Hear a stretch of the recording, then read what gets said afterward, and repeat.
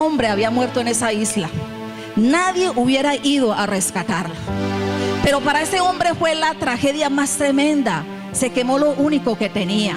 Y aunque para él fue lo peor que le había sucedido, y quizá le echaba la culpa a Dios de eso que le pasó, Dios utilizó ese mal que para él, para ese hombre era para un bien, para poderlo rescatar.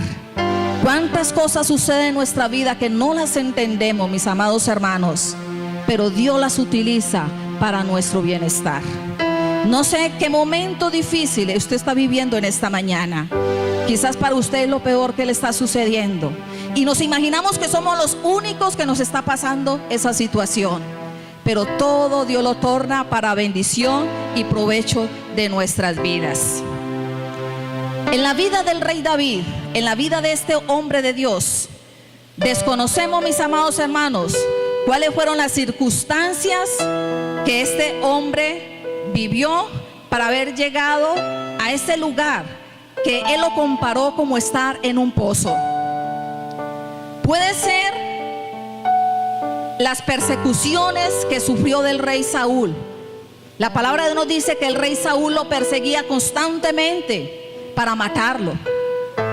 Pudo ser en la vida del rey David que el momento cuando su hijo Absalón se sublevó contra él y contra su reino, lo llevó a ese momento difícil de su vida. Pudo ser también cuando David tomó una mala decisión sin haber consultado con Dios de censar al pueblo. No sabemos, mis amados hermanos, cuáles fueron las circunstancias que llevaron a David a ese momento difícil en su vida. Probablemente David en algún momento se halló en un estado de turbación mental, acusado por la conciencia de pecado y del desagrado de Dios contra el pecado que él había cometido. No lo sabemos, mis amados hermanos, precisar las circunstancias que llevaron a este hombre de Dios a ese momento difícil. Pero por el contexto de la palabra de Dios y por los adjetivos que el rey David usa para describir esa situación difícil que él vivió, podemos percibir que su crisis fue algo muy serio, fue algo difícil que él vivió. Y yo le invito a mis amados hermanos para que en esta mañana podamos evaluar estos primeros 5 versículos de este capítulo número 40 del libro de los Salmos, para ver la experiencia de David en medio de ese grave apuro que él tuvo que vivir. Y le invito para que en esta mañana, primeramente, podamos mirar qué hizo David. ¿Qué hizo David en ese momento difícil? El versículo número 1, de allí capítulo 40 del libro de los Salmos. Vamos a ver lo que hizo David. Dice el versículo número 1: pacientemente esperé a Jehová. Pacientemente esperé a Jehová. Palabras del rey David. Dice él: pacientemente esperé en Jehová. David buscó refugio en Dios y puso toda su confianza en aquel que le había de ayudar en ese momento difícil de su vida. ¿Sabe, mis amados hermanos? Para David fue fácil esperar en Dios. ¿Y sabe por qué fue fácil para David esperar en Dios? Porque buscó refugio en Dios y puso toda su confianza en Dios. Cuando usted y yo, mis amados hermanos, quitamos la mirada de nuestro Dios, cuando usted y yo perdemos la confianza en Dios, y cuando usted y yo buscamos refugio fuera de Dios, en otras cosas o en otras personas, nos va a quedar muy difícil esperar en el Señor. David pudo esperar pacientemente en Dios porque él puso toda su confianza en Dios y porque se refugió en el Señor. Esta expresión de David, pacientemente esperé en el Señor, es un hebraísmo que significa esperé esperando, y se refiere a un esperar actuando. David esperó en el Señor, pero mientras esperaba en el Señor, David actuó. ¿En qué manera David actuó en esa espera en el Señor?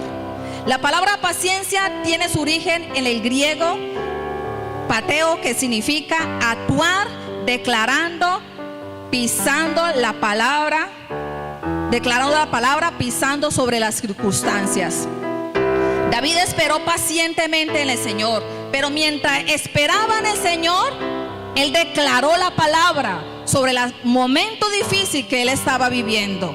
Y ese esperar en el Señor no se trata de la palabra paciencia que de pronto comúnmente nosotros tenemos en nuestra mente, de esperar al Señor con los brazos cruzados.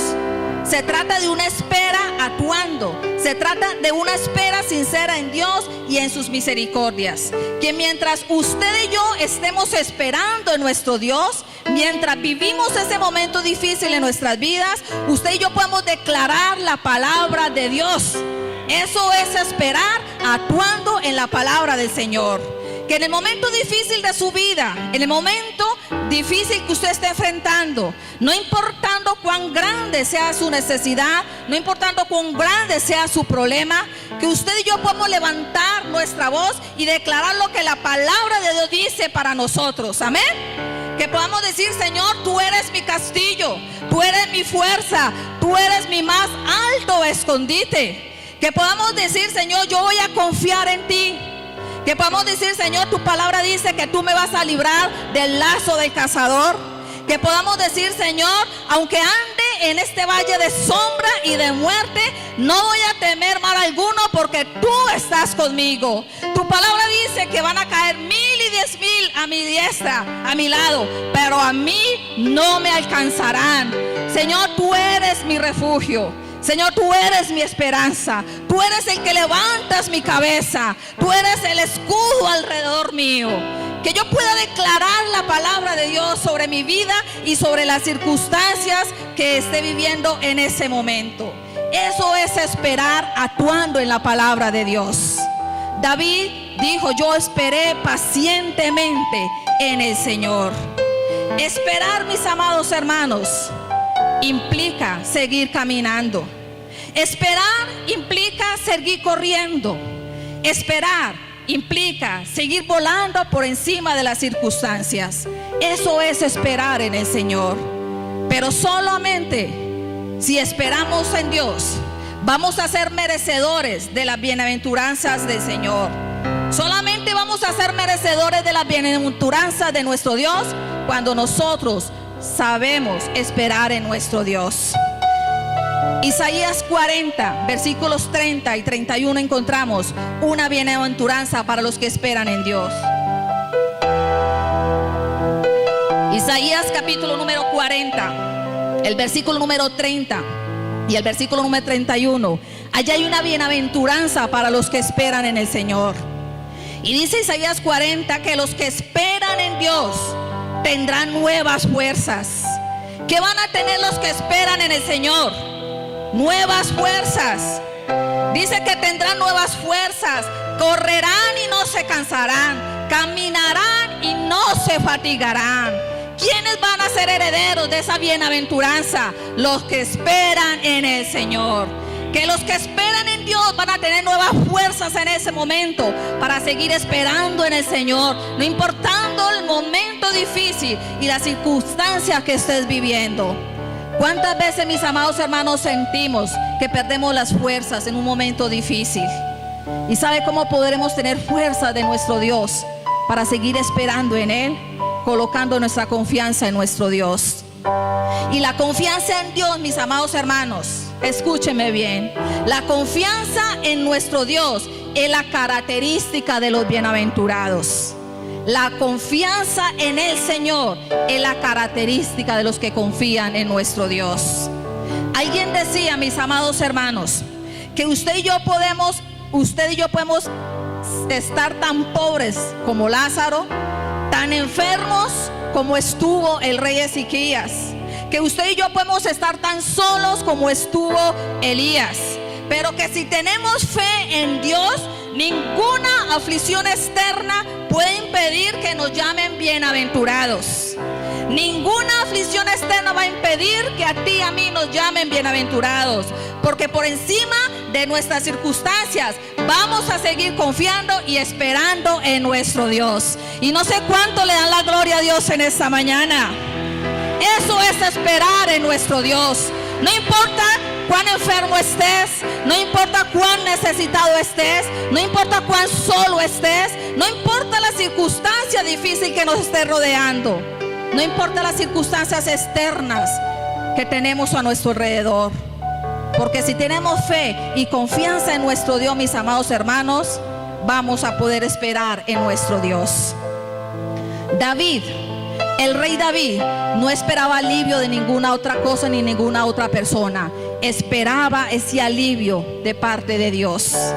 Y él sabía, mis amados hermanos, el rey sabía que la misma mano que desgarra es la que cura. David sabía que la misma mano que hiere es la que venda.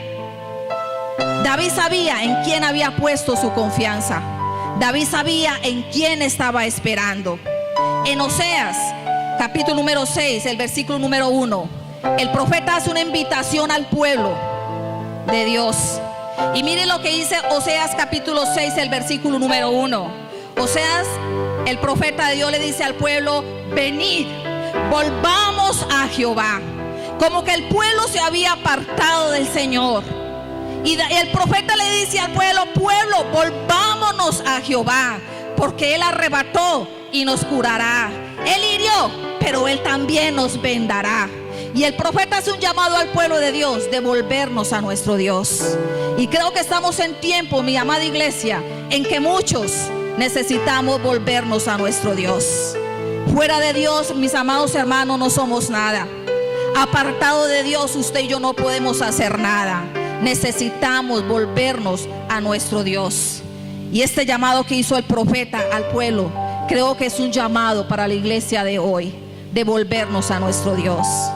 Muchos están en esta mañana en este lugar, pero aunque estamos aquí físicamente en este lugar, quizás muchos están muy lejos de Dios. Están lejos de Dios aunque están aquí. Y el Señor nos dice: vuélvanse a mí. No hay refugio más seguro que nuestro Dios. Y David, amada iglesia, David supo esperar pacientemente, lo cual nos insinúa que el alivio no vino pronto, que la respuesta de Dios no fue pronta para David, porque él dijo pacientemente.